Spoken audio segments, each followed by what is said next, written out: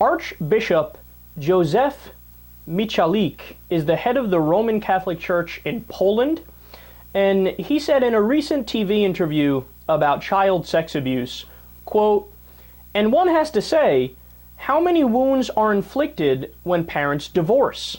We often hear that this inappropriate attitude, pedophilia, or abuse, manifests itself when a child is seeking love. It clings," talking about the child, "it clings," telling how he's referring to the child, "it clings, it searches, it gets lost itself and then draws another person into this." Whoa. Now, I reread this a couple times because I'm like, there's no way the dude's saying what I think he's saying, right? No, he is. He's saying exactly that. I mean, he starts off by saying, well, you know, a lot of this pedophilia, whatever, it's not that big a deal, that starts when divorce happens. So, you know, the kid is in the middle of a divorce between their parents and they're looking for love. And where do they turn for love?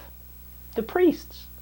And then obviously, I mean, the loving relationship that goes back and forth, when it manifests itself in pedophilia, well, it's because the child is clinging to the priest and looking for love. And they draw the priest into it. That's what he says. It gets lost itself and then draws another person into this. They're drawing the priest in to fucking them in the ass and getting blowjobs from toddlers.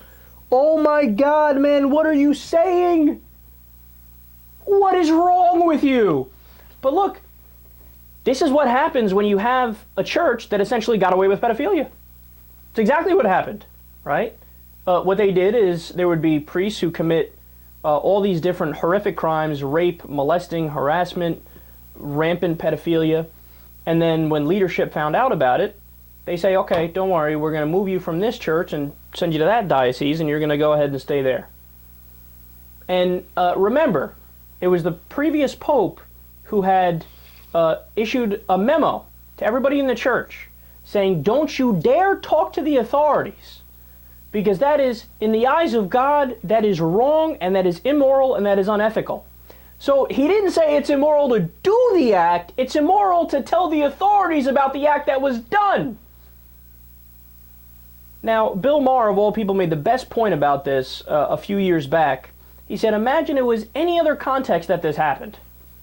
A national chain of daycares, for example, where there was organized pedophilia going on. What would the reaction have been? Everybody would have been brought up on trial. They all would have been thrown in jail. They would have locked them up and threw away the keys. And the store itself would have went bankrupt. The business would have went bankrupt.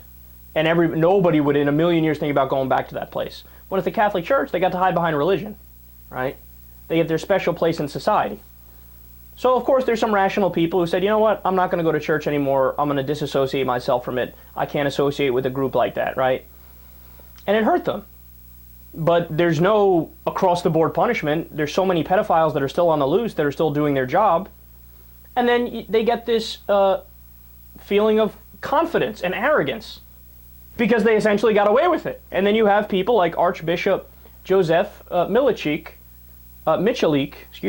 saying, yeah, I mean, it's the kids' fault, right? They were asking for it, weren't they?